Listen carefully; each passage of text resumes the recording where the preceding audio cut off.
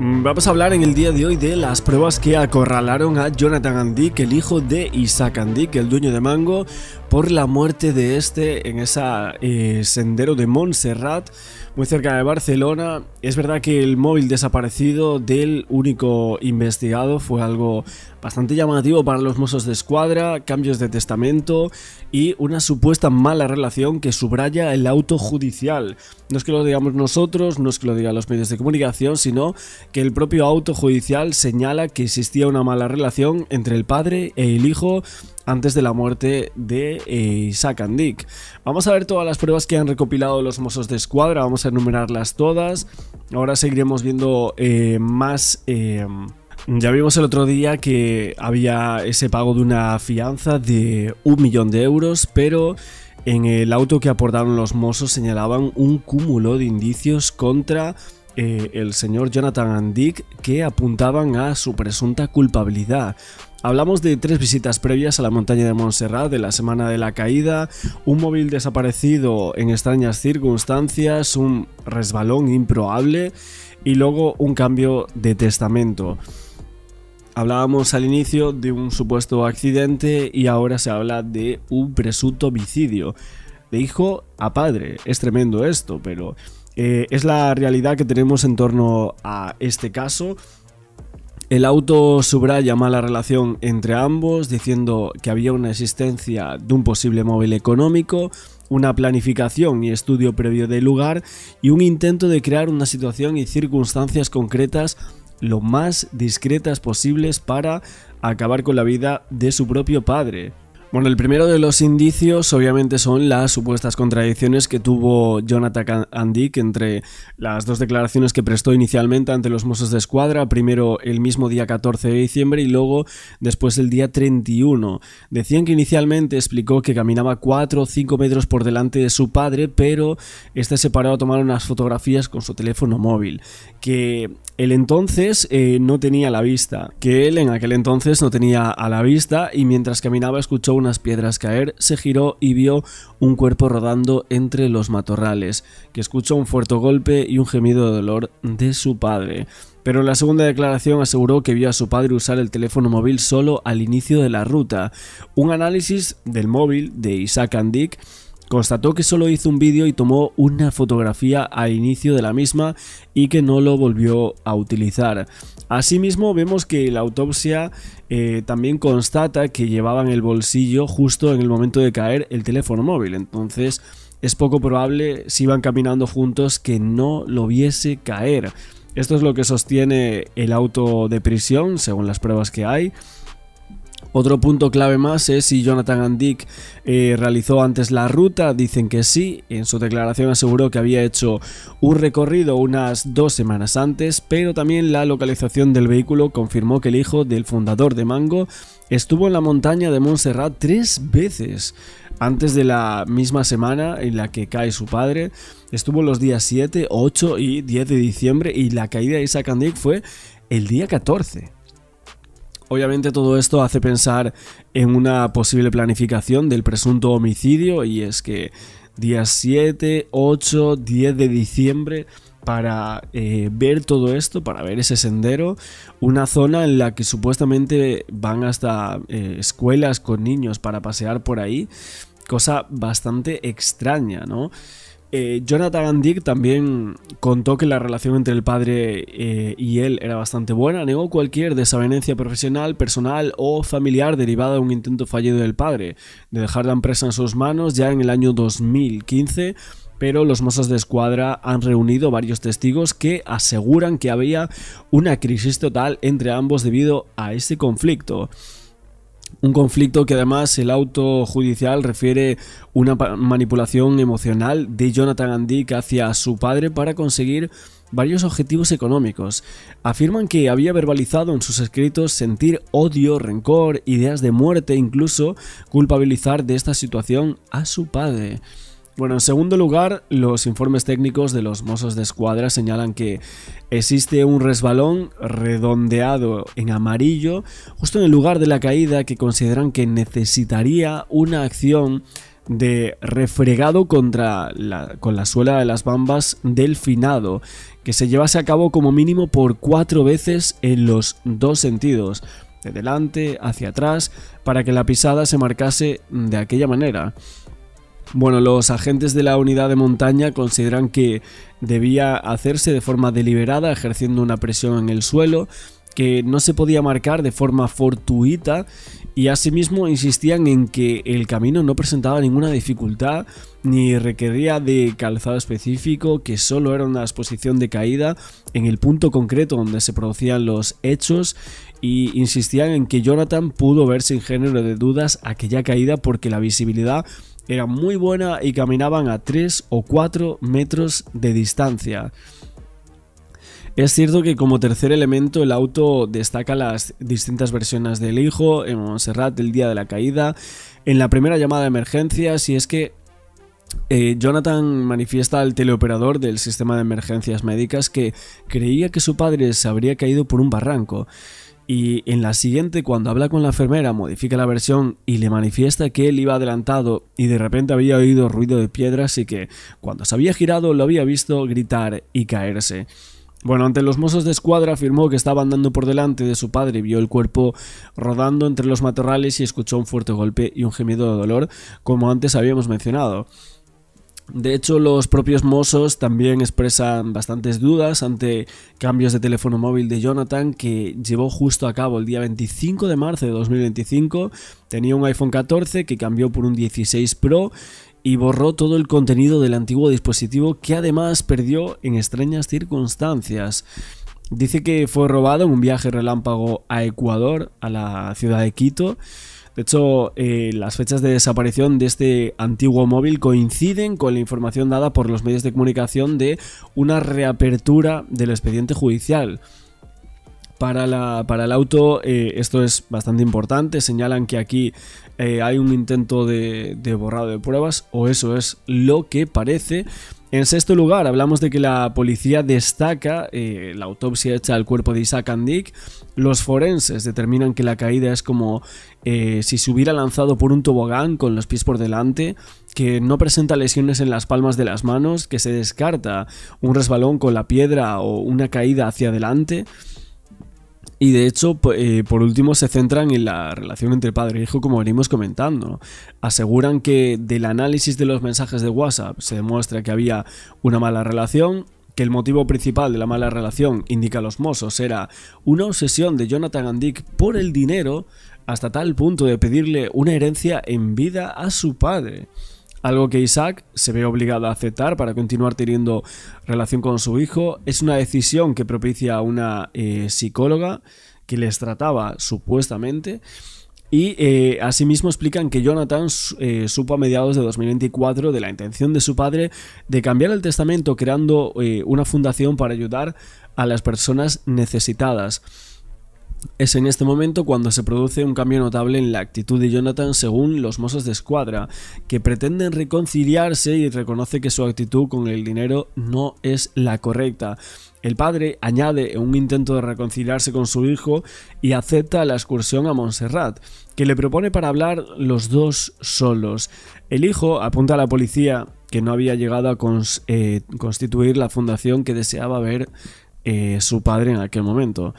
Obviamente estos son algunos de los indicios que comparte el auto judicial. No es que estemos hablando... este caso es como una suma de indicios, ¿no? Lo veíamos también en el caso de Esther López con la UCO, que suman muchos indicios para llegar a creerse la idea de que el presunto criminal acabó con la víctima, en este caso el hijo al padre.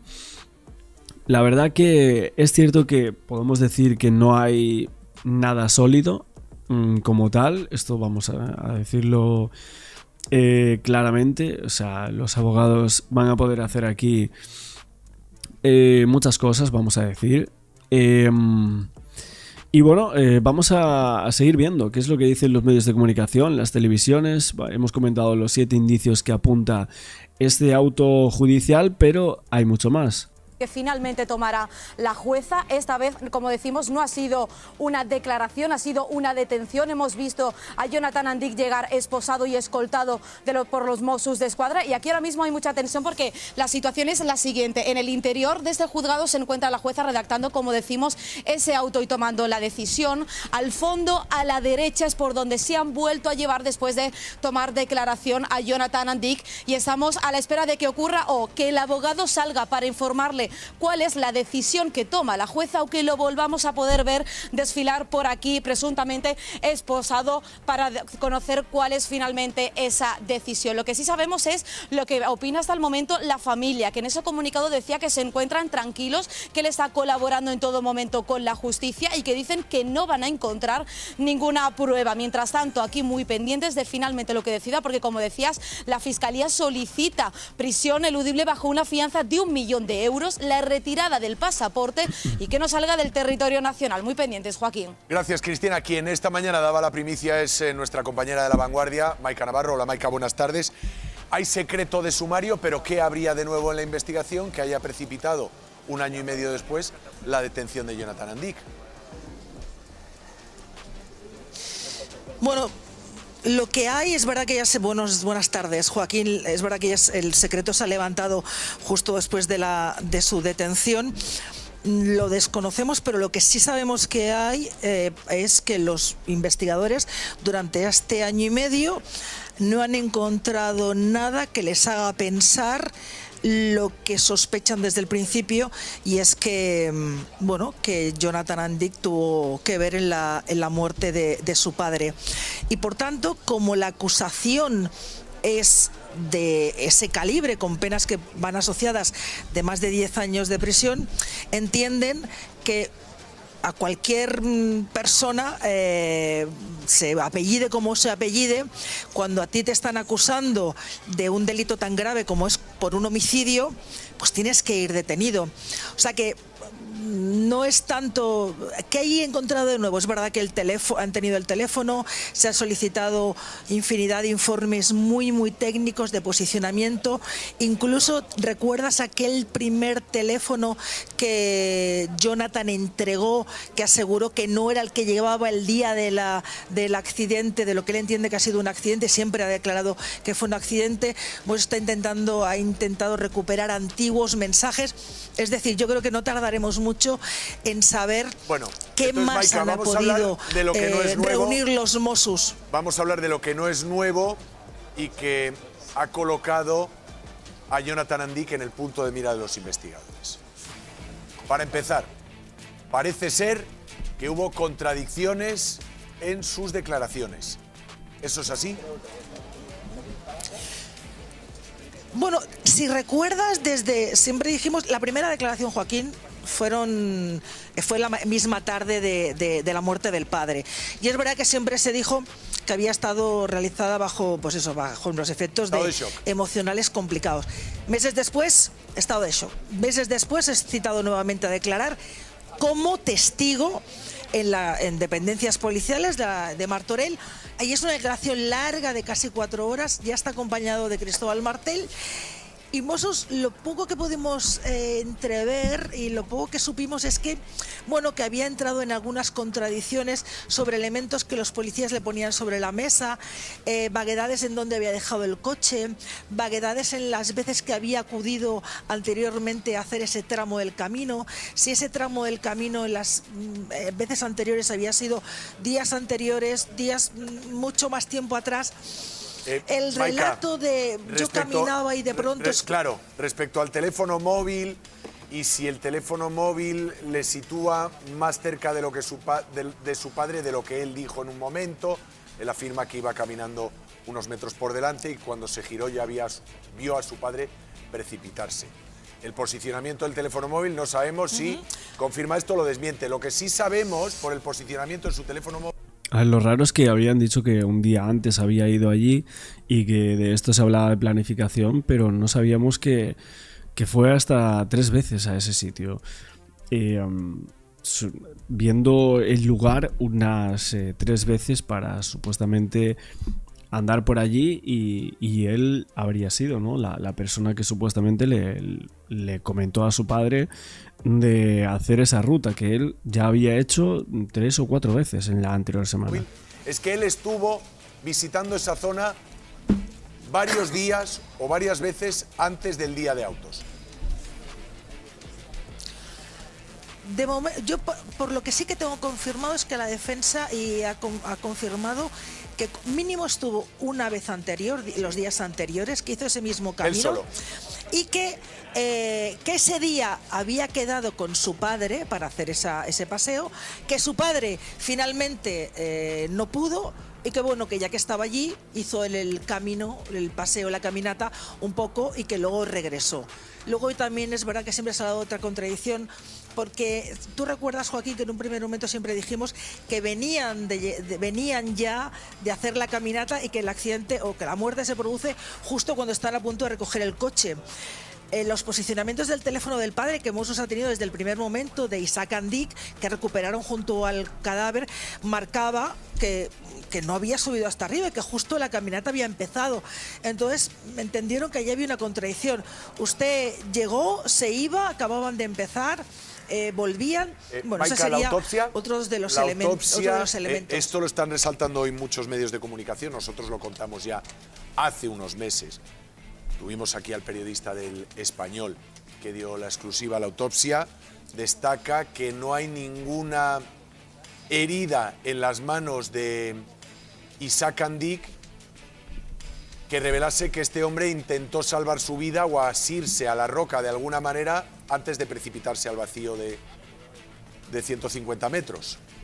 Que sería un acto reflejo. Yo me resbalo por una ladera y lo que intento como acto reflejo de cualquier ser humano es agarrarme a la roca para evitar la caída.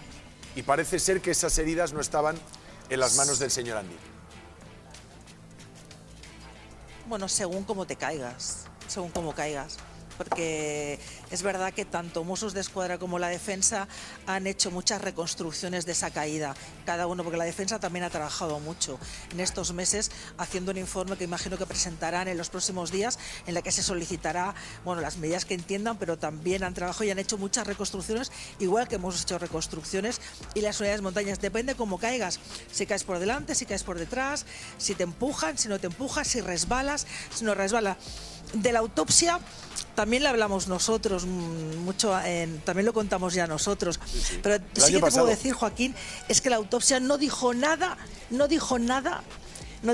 que fuera tan porque la autopsia hace meses que los investigadores, la jueza y la fiscal tienen la autopsia. Si hubiera sido tan determinante, Jonathan Andic habría sido detenido Maika, en ese momento. por eso precisamente No fue nos detenido. llama la atención y por eso te preguntaba qué hay de nuevo en la investigación que precipite, año y medio después del fallecimiento de su padre, la detención de su hijo por homicidio.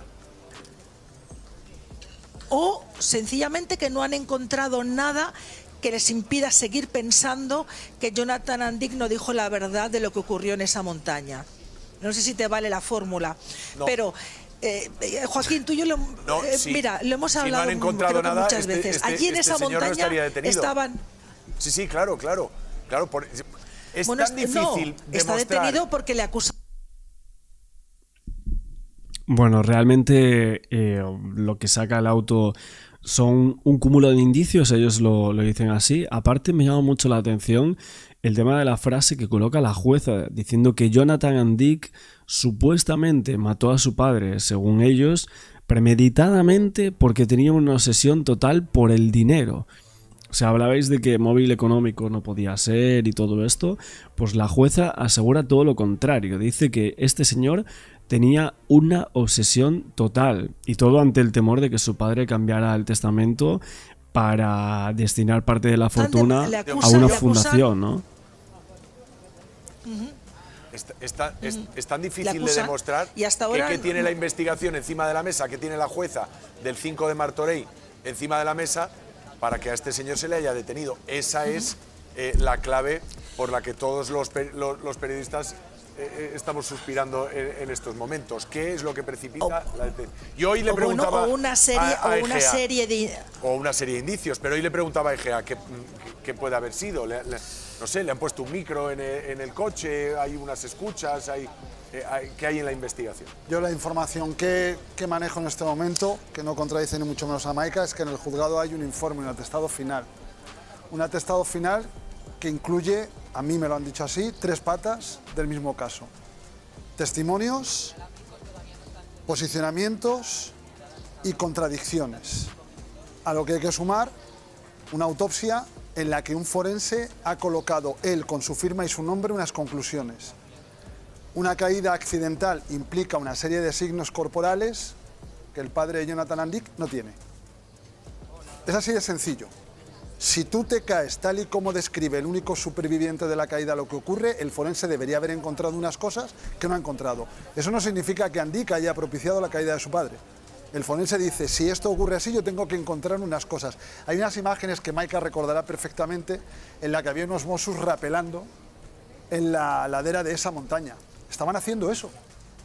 Esas simulaciones eran llevar al mundo real lo que Andik aseguraba que había ocurrido, y se ven, son unos Mossos que están descolgados con unos cabos intentando reproducir lo que el cuerpo de Andik hubiera hecho si todo hubiera ocurrido como lo cuenta su hijo. Hay un par de datos que son solamente orientativos. Andik ha declarado en las últimas horas solo a preguntas de su abogado. Mira, un segundo, Maika. Respecto a esto que dice Alfonso, tenemos un vídeo. Los indicios, las pruebas no concluyentes que podrían haber llevado a la detención del hijo como responsable de la muerte del padre. Lo vemos en el siguiente vídeo, enseguida lo comentamos. Una caída mortal, un hijo como único testigo y un relato lleno de contradicciones que comenzó a desmoronarse desde el primer minuto. Durante su declaración, Jonathan Andik aseguró primero que había llamado a emergencias justo después del accidente de su padre. Pero más tarde cambió su versión y sostuvo que antes llamó a su madrastra. Este es el punto donde Isaac Andik cayó al vacío. Aquella mañana, padre e hijo habían salido juntos a hacer una ruta para reconciliarse tras años de tensiones familiares por el control de la empresa. Y hay un detalle que llama especialmente la atención. Estaban completamente solos, sin escoltas, sin más familiares y sin ningún tipo de testigo. Solo ellos dos. La última hora. Jonathan sostiene que caminaba unos metros por delante de su padre y que solo se giró al escuchar el ruido de unas piedras. Fue entonces cuando vio a Isaac caer al vacío. Pero la investigación ha revelado otros elementos inquietantes. La autopsia no encontró en las manos de Isaac lesiones compatibles con un intento de frenar una caída accidental. Y además, según el sumario, Jonathan había estado en Montserrat apenas 2 días antes de la caminata en la que su padre cayó al vacío. Bueno, ahora dicen que estuvo un montón de días, ¿no? Esto lo comentarán en próximos directos en televisión, pero esto es lo que dice el auto de la jueza, ¿no? Me parece tremendo esto. Mucha gente dice que no hay pruebas concluyentes, pero otros aseguran que si nos parece poco, que un día antes y otros días fuera a estudiar la ruta. Qué casualidad el tema de ir sin escoltas, que llame a la madrastra primero, que no llame a emergencias de una. Y esto es raro, ¿no? En cuanto menos. El tema de no pedir esa ayuda, ¿no? Rápidamente. Y luego, bueno, mucha gente pregunta, ¿y qué es lo que pudo pasar entonces? Bueno, pues básicamente lo que creen los Mossos es que tuvo que haber un empujón por parte del hijo al padre de una manera planificada, que simplemente en ese momento, pues con esa inercia de ese empujón, precipita a su padre de una manera en la cual sería un presunto homicidio, ¿no? Allí recorrió el sendero, observó el terreno y preparó la ruta. Contradicciones, sospechas y detalles que hoy han terminado con la detención del único investigado por la muerte de Isaac Andik.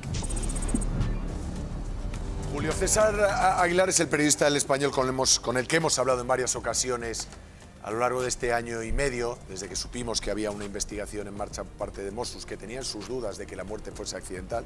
Hola, Julio César, buenas tardes. Hablaba Alfonso de... Muy buenas tardes. Testimonios, contradicciones, posicionamiento de teléfonos móvil y autopsia. Sí, sí. precisamente es completamente correcto. El motivo por el cual se le detiene ahora y no antes, respondiendo un poco a la pregunta que ustedes estaban realizando, ya que les he estado escuchando, es porque por fin hay un informe final por parte de la Policía Judicial, por parte de los Mossos d'Esquadra, en este juzgado. Es la juez la que lo ha abierto, lo ha leído detenidamente y ha dicho que quería a Jonathan Andic detenido de manera urgente para que declarase en sede judicial. Básicamente, ese es el motivo principal. En ese informe hay bastantes sucesos que nosotros hemos estado publicando de manera constante en exclusiva en el periódico El Español. La última, efectivamente, es esa autopsia, esa explicación sobre las manos, que si bien es cierto que no había salido antes a los medios de comunicación, ya la juez lo sabía, obviamente, y la fiscalía, pero esto se une a una serie de otros hechos, como ustedes han ido diciendo. La localización del teléfono móvil es muy importante y tiene mucho que ver con que la situación se produzca ahora, en mayo de 2026, porque esos datos no se han podido tener hasta hace bastante poco. Es decir, el posicionamiento de los teléfonos móviles viene a contradecir las manifestaciones del ahora detenido respecto a el momento, la posición en la que estaba en el momento en el que su padre se precipita por la ladera. Bueno, esto es lo que fuimos contando en los anteriores días, el tema del posicionamiento del teléfono móvil, y los Mossos obviamente investigan como crimen. O sea, ellos tenían esa idea. Cuando se reabre la causa es cuando empieza a haber una serie de cambios, una serie de cosas que llaman bastante la atención a los Mossos por parte del único investigado por la muerte, que sería Jonathan Andic. Y cuando la causa se reabre, detectan ahí unas contradicciones en la versión del hijo y concluyen que tuvo que haber una fuerza externa que provocó así la caída en Montserrat d'Isaac Andic, el dueño de Mango. La verdad, me parece un caso tremendo, muy armado, vamos a decir. Parece que tiene muchísimas pruebas en contra del investigado. Vamos a decir supuestas pruebas o un cúmulo de indicios que, luego en un juicio, si es que va a haber un juicio por la muerte de Isaac Andic contra Jonathan, veremos si son capaces de desmontarlas fácilmente o si realmente hay una forma de poder probar o poder quitar la presunción de culpabilidad, la inocencia, ¿no? Vamos a decir, de este señor. Entiendo que es así, ¿no? Correcto. Sí. O sea, esos datos que da ahora la compañía telefónica sitúan al hijo no unos metros por delante del padre, sino en otro lugar que desconocemos de momento. Nosotros sabemos que se estaban pidiendo los metadatos de ambos teléfonos móviles desde prácticamente diciembre de 2024, enero, febrero. Sin embargo, el proveedor de telefonía móvil aporta unos datos que, como seguramente muchas personas sepan, tiene más que ver con la triangulación de dónde se encuentra ese teléfono móvil. Sin embargo, otras empresas como Google, cuando utilizamos Google Maps, recogen datos mucho más precisos de nuestro GPS, de donde estamos en cada momento, prácticamente al segundo. De hecho, la mayoría de nosotros lo tenemos activo en nuestro teléfono móvil sin que lo sepamos. Julio. ¿Qué ocurre? Que para tener esos datos se necesita una orden judicial. Y una orden judicial solo se puede solicitar si hay un motivo verdadero por el cual se necesita saber. Y después Google no aporta esa información tan fácil. Julio, soy Alfonso Egea. No solamente para completar lo que explicas y para que se lo expliques tú a nuestros espectadores, no hablamos de una triangulación a través de antenas que es muy imprecisa. Hablamos de geolocalizaciones con un margen de error de 2-3 metros, sin más. Pero lo que ocurre en este nuevo informe es que eso se contextualiza con la llamada que decide hacer Jonathan Andic, recién precipitado su padre. Decide llamar a la pareja de su padre y no al servicio de emergencias. Que lo hace, pero lo hace en segundo lugar. Y lo que hace este informe es colocar cada una de las actividades del investigado en esa ladera de la montaña. Ahora la jueza ya tiene un relato aproximado de lo que ocurre instantes antes y después de la caída de la víctima. Completamente de acuerdo, es correcto, pero no lo podría explicar mejor. De hecho, digamos que nosotros siempre que hemos publicado algo hemos dicho, esto por sí solo no quiere decir nada. Es decir, que tú no tengas el daño en las manos, bueno, separado puede no decir nada. Que primero haya llamado a la pareja de su padre en aquel entonces en lugar de emergencia, puede no decir nada por sí mismo. Que en esta declaración se haya equivocado, puede no decir nada.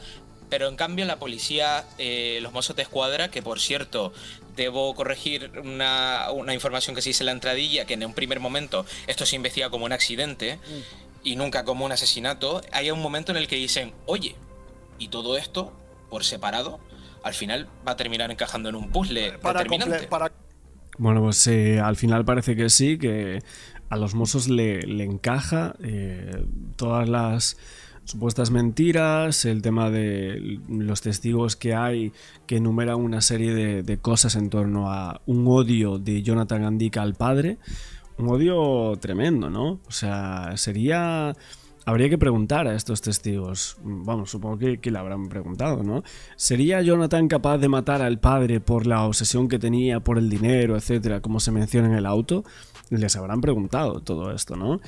Es tremendo porque Jonathan aseguró que él no tenía ninguna desavenencia, no tenía nada mal con su propio padre, pero claro, los mensajes que hay dentro del auto, que se recuperan de su móvil, demuestran todo lo contrario, o sea, y aprecian odio total al padre en este auto que estamos comentando, que hemos enumerado los 7 indicios, el tema del cambio del testamento, que justo en ese momento, cuando hay un cambio para hacer una fundación de personas necesitadas y tal, por parte de Isaac Andic, es en ese momento cuando hay un cambio de chip, ¿no? Un cambio notable, dice el auto, en el hijo, y que quiere reconciliarse de una manera oscura, vamos a decir, y reconoce que su actitud por el dinero es terrible, ¿no? En este contexto, pues ahí es cuando aceptan esa excursión a Collbató, a Montserrat,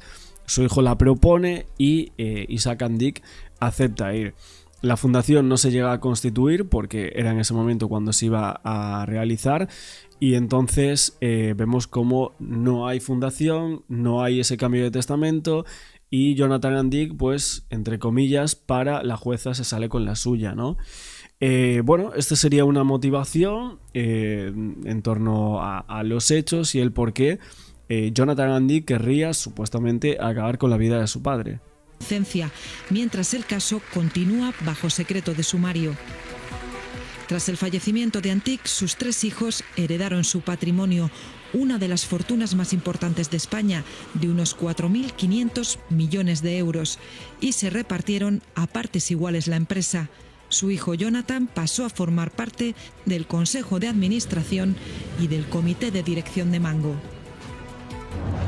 Bueno, según estaba leyendo, el hijo lleva muchos años vinculados a Mango. A los 24 años ingresó porque siempre se consideró que él era la persona más razonable para suceder a su padre. Y así ocurrió en su momento cuando le dieron la responsabilidad y Mango se fue a pique. Él tuvo antes la responsabilidad de desarrollar Mango Man, pero era un hombre que estaba vinculado con la empresa, no era un aparecido, digamos, dentro de ese ámbito, lo que podría alimentar el hecho de que él ya tuviera una ambición, como en Succession, de quedarse con todo, y que a lo mejor, como el papá no estaba cediendo, esta era la forma de sacarlo del camino. Lo que dice Martín es el típico drama de estas familias millonarias dueñas de empresas, porque el 2014 Isaac se retira, 2014 le dice, Jonathan, hazte cargo de la empresa, y la empresa al poco andar le empieza a ir mal. Malena. El Jonathan empieza a hacer que la empresa baje sus números. Entonces ahí vienen los conflictos con el papá, que le dice, estáis manejando mal la empresa. Digamos que el Jonathan había estudiado comunicación audiovisual. Esa es su primera carrera, ¿no, verdad? Imagínatelo. Él estudió comunicación audiovisual, después hizo un curso de contabilidad, o sea, que podría salir mal. Estudió comunicación audiovisual, después estudió un curso de contabilidad y finanzas, y tiempo después un MBA, un reputado Máster en Administración de Empresas Executive, pero eso fue su derrotero. Es decir, perdón, que no quiero despreciar porque es mi rubro, pero el señor Jonathan no estaba tan bien preparado como era su padre, que forjó desde el comienzo una empresa que logró ser exitosa. Y es el típico hijo de unas figuras paternales gigantes que manejan todos los negocios, se hacen cargo del negocio y no tienen el mismo talento que su padre. Que pasa mucho. Entonces, y ahí empiezan, es que igual a la serie, igual a la serie, y es igual a otros casos que yo conozco en Chile de millonarios, hijos que se hacen cargo. Miremos por aquí cerquita nomás, que hay alguna... So Wise en mi emprendimiento. Entonces, lo que pasa aquí es que yo creo que el hijo no estaba suficientemente preparado, el padre se mete y ahí empiezan los conflictos que hemos visto en 8000 series y en la realidad también. Que también, bueno, la serie y el caso que ustedes decían, por ejemplo, de Succession, que esta serie que habla más o menos del drama familiar en torno a la sucesión de una empresa, particularmente de un patrimonio, de un conglomerado, tiene mucho que ver y se hace pensando también en la vida real y en varias historias que tienen un relato, como tú decías, Monse, más o menos parecido, en la cual el padre o la figura que funda estas grandes empresas muchas veces no tiene un estudio como tal, pero comienza desde muy pequeño. Un ojo. Comienzan desde muy pequeños ciertas inversiones, ciertos trabajos. Yo lo decía, Isaac Andich llega a los 14 años desde Turquía hacia Barcelona. Y de ahí comienza el negocio de él, a través de la venta de distintos insumos, de distintas cosas. Y en un momento se da cuenta que la industria del textil era algo donde podría encontrar cierto patrimonio, básicamente cierta solidez económica. Y ahí funda Mango. Perdón, cacha la fuerza, la inteligencia que debe tener un migrante marroquí que llega a España, era marroquí, ¿no? Turco, perdón, que llega a España y se hace este imperio. Entonces era de una inteligencia increíble. El mismo Amancio, el dueño de Zara, Ortega, que hoy día está en la familia Ortega porque ya se murió, era una persona, no sé qué profesión tenía, pero era una persona de clase media-baja y llegó a ser uno de los hombres más ricos del mundo. Entonces son gigantes del cerebro de los negocios y que generalmente su hijo no le llega a los talones. Y eso pasa muchas porque veces. Crecieron sin carencia, Yo también creo. con toda la necesidad historia resuelta. Eso se ha estudiado, se ha estudiado bastante. Sí. Que cuando uno a veces, también como padre, y esto en menor escala, obvio, a todos en la casa, cuando uno le quiere dar todas las cosas a nuestros hijos, a veces no genera en nuestros hijos la posibilidad de que se aprendan a batir con sus propias manos. Pero bueno. Y hay otra interpretación también que es más psicológica, que estas figuras de padre tan potentes te anulan un poco. Tampoco te... Claro, te pasa... Porque esta intimidación por la figura... Siempre te sientes inferior, ¿cachai? Y ahí hay otro punto que se ha mencionado poco, pero que hasta ahora ha tomado relevancia, porque yo decía que la figura de Jonathan fue la que siempre tomó el control de la empresa tras la salida de Isaac Andich, que es el padre, que era el padre de esta persona que hoy está acusada por parte de la justicia española de ser el principal responsable de la muerte de su padre. Yo lo decía, una de las mayores fortunas al interior de España, más de 4.500 millones de euros. Pero no hay que perder de ojo la figura de Sara y Judith, porque ellas también en un momento se pensó en que tomaran cierto punto el control de la empresa, pero siempre la figura de Isaac dijo, no, mi primogénito va a ser la persona a la cual le voy a dar la oportunidad principal, y fue el primero que estuvo en esta línea como de sucesión, y en el sentido que a él también le interesó mucho más el tema de los negocios. Y ahí el punto central es que después del 2014, cuando viene esta mala administración por parte de Jonathan Andich, vuelve a retomar Isaac, ahí queda él ya atrás cola, y quedan las dos figuras de las hijas por sobre, dentro del sentido, bueno, ahora sí que hay que darle una oportunidad a alguien, quizás debe ser a ellas. Como en el organigrama de la empresa, o sea, básicamente si te dicen, mira, juega un partido, y te fue mal, hiciste 3 autogoles, te expulsaron y le pegaste al árbitro. Chuta, para la próxima no sé si vas a ser tú el encargado de tener la oportunidad principal, quizás démosle espacio a las reservas que estaban un poco bajo ti, a ver si es que lo hacen mejor o lo hacen peor. Y ahí es donde la figura de Sara y Judith, son estas hijas de Isaac, podrían tener más protagonismo en el futuro y particularmente en lo que tiene que ver, o en lo que tendría que ver en ese momento con la línea de sucesión de Mango. ¿Quién cree? Estábamos viendo parte de la cobertura de televisión española, antes estaban en el estudio, tienen problemas de pantalla y una cuestión gigante donde están transmitiendo todo. Oye, acá los medios españoles han comentado todo así como la cosita íntima. Dice que a diferencia de sus hermanas menores, había desarrollado prácticamente toda su carrera en las cocinas de Mango. Su trayectoria dentro de la empresa familiar empezó en el año 2005, cuando él cumplía 24, comenzó familiarizándose, según siempre relató su familia, con el proceso de creación, el diseño de las colecciones, la gestión de los equipos. 2 años más tarde se le encomendó la misión de dirigir la línea de ropa de hombre, Mango Man, Se trataba de un nuevo proyecto dentro de la casa que vería luz oficialmente el año siguiente, y aunque su tarea no se limitaba a crearla y fortalecerla en España, sino que lanzar esto a nivel internacional. De hecho, es una marca que está presente acá en Chile. 20 años dirigiendo esa unidad de negocio y ejerciendo como directivo, hasta que el año pasado abandonó esta responsabilidad para responder a los deseos de su padre de que sus 3 hijos se centraran exclusivamente en el rol de ser dueños de la compañía o de gestionar el resto de su patrimonio. O sea, los sacan de la responsabilidad de dirigir Mango Man para que la triada de hijos viera el patrimonio, como qué se hace con toda esta plata. ¿Habrá significado eso para él a lo mejor un golpe? Ahora, dice acá esta información que no es difícil no vincular esta decisión de Isaac con el hecho de que tras empezar a soltar las riendas y darle oportunidad a Jonathan para que ocupara su puesto, fue nombrado vicepresidente del Consejo de Administración en 2012, las cosas empezaron a torcerse en Mango. La compañía de moda selló 2 años consecutivos con pérdidas y descensos de ventas, y ahí Isaac Andich volvió a remangarse la camisa, Mango por supuesto, para ese hombre de lentes amarillos volver a tomar el control de esta compañía internacional. Oye, pero clásico. Entonces le pasa la compañía al hijo, el hijo no sabe llevar bien los números, 2 años de pérdida, y el papá tiene que hacerse cargo de nuevo de la empresa. Y además la figura, ojo, de Isaac Andich. Perdón, ¿a qué edad tenía Isaac Andich cuando muere en el...? 71 años. Es decir, es joven.